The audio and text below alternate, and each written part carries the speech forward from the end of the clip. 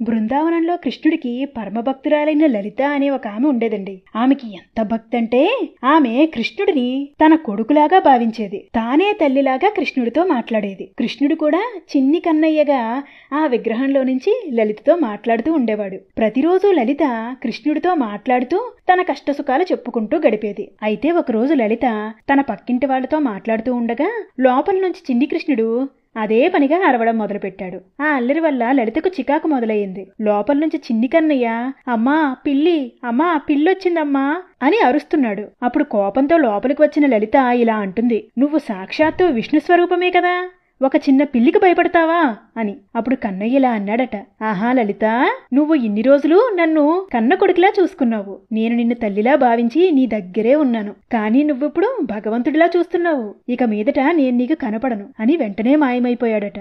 హిందూ ధర్మం ప్రకారం భగవంతుడు అంతటా ఉంటాడండి. అంతా భగవంతుడే అంటారు. కానీ కృష్ణ భక్తి ఏమంటుంది అంటే ఆయన భగవంతుడు అన్న విషయం మర్చిపోయి ఆయనతో ప్రేమలో పడమని చెబుతుంది. వీడియో